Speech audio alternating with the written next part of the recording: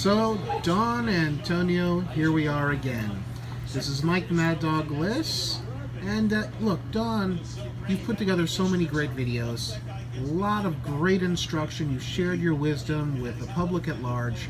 And I think, honestly, the people out there at YouTube, sitting at home watching these videos, have definitely gained a deeper appreciation for cigars and a deeper knowledge about cigars as far as how to maintain them, how to like them, how to even enjoy them. But, you know, I've been wondering, and I think a lot of people out there would also be very curious to know, how did Don Antonio come to be interested in cigars? What got you interested in the first place? Well, thank you, Mad Dog, for that introduction, and thank you for doing almost all of the cam work here on the Cigar Instruction with Don Antonio channel on YouTube. And how did I come about into cigars? Well, it was probably time that I went to a car mechanic, funny enough, and it was going to take a little bit of a while for them to check out the car, so I went for a walk. And I saw a shop, and it said Cuban coffee, so I wanted to go in there for a coffee. So I went inside, and I met the owner, Paul, a place called Holy Smoke out in Palm Harbor. And Paul, I seen that he also had cigars, and I had smoked cigars previously, but I never knew there was anything to cigars, like anything to learn in particular. So he took me through his humidor, and he started going through the different cigars that he had. And he was explaining to me where they came from, what kind of tobaccos were in the cigars, and what kind of flavor profile I could expect, what kind of notes were in this cigar. And that was all new to me at that point.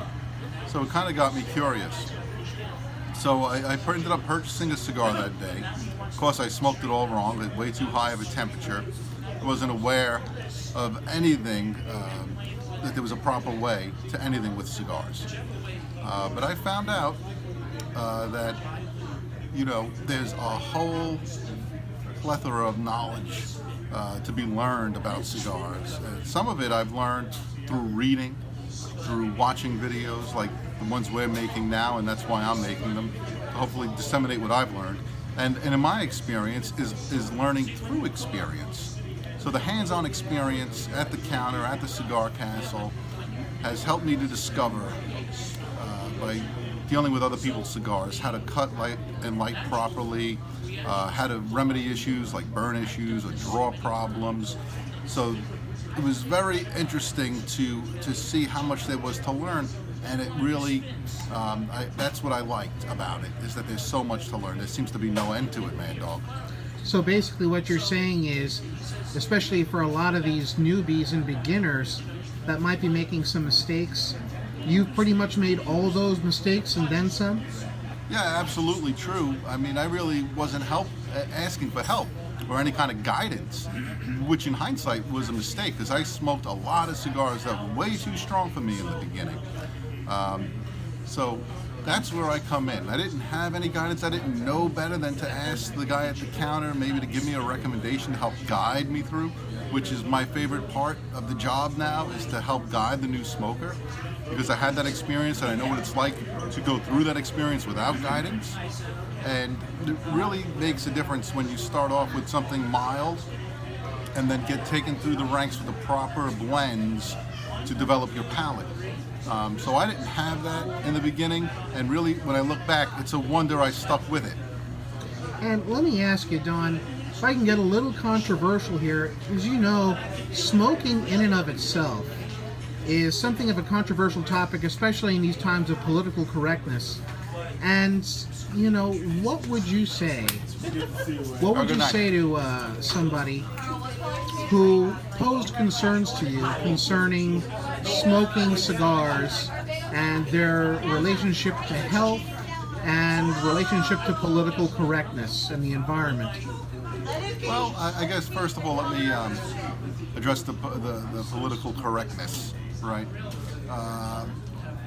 I guess first, be mindful of others. You know, not everybody appreciates being around smoke, so maybe you don't smoke in a public place. Maybe coming to your cigar lounge would be the way to go, or on your porch, or if you have a smoke-friendly apartment or house where you could open up the windows, air the place out with ceiling fans, you could do it there as well. But when it comes to health issues, I don't know. I've read some articles about that, and I try to read articles that don't have a political slant to them. And I think really what it comes to at the end is all things in moderation. If you drink too much water in one sitting, that could kill you, right? You could wash all of the potassium, magnesium out of your body, and your heart will stop because that's what it needs to be. So even something as simple as water could be deadly. So when it comes to cigars, try to, I think, enjoy them in moderation. From all that I've read, if you smoke on average less than one cigar a day, your risks of any negative health developing is the same as somebody that doesn't smoke at all. So we're not inhaling the cigar, that's important to know. We're not taking it into our lungs. Maybe at most I'll do a retrohale through the nose, which is just releasing some of the smoke through the nostrils without blowing too hard. So it kind of sits on the palate, sits on the olfactory, and you really get a full taste of what the blender intended on the cigar when you keep it at a lower temperature. So, well, let me ask you too. You hear a lot of stories about people who suffered ill effects from smoking. Especially when it comes to cigarettes. Even the Marlboro Man, the actual mascot for Marlboro, even he, I think, died of cancer-related issues related to smoking. Would you say that there's a comparison, or if there's a difference between cigarettes and cigars?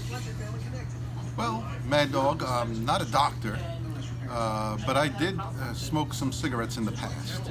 I never really smoked them habitually. I mean, maybe at most that I ever really did was maybe like a third of a pack a day, maybe for just a few weeks.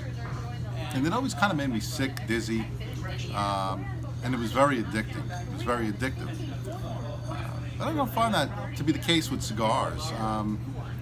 I would say that I smoked cigars while I'm at the Cigar Castle on Thursday, Friday, and Saturday night. I might have 3 or 4 or maybe even 5 cigars during that period. And when I'm not working Sunday through Wednesday, I don't ordinarily smoke a cigar, and I don't miss it.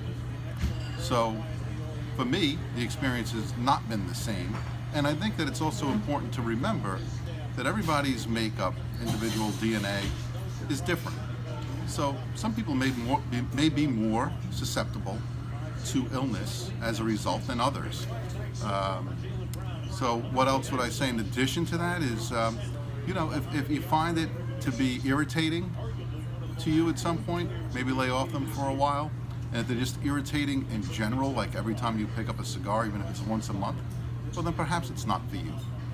Well, that brings up an interesting point too, is that we hear about people that get addicted to smoking, but you never really hear about people getting addicted to smoking cigars. In other words, you can smoke that cigar like you're smoking tonight. You can stop smoking cigars, am I correct, for, say, the next week, month, year, or even 10 years, and then, and not have a craving for it and just come back whenever you wish. Is that right? Well, I mean, I suppose, first I wouldn't want to do that. But I suppose that might be the case, but I only can speak from my own personal experience. Now, I sometimes lay off a week at a time, just simply to reset my palate, because I want to be able to better taste the cigar that I'm smoking.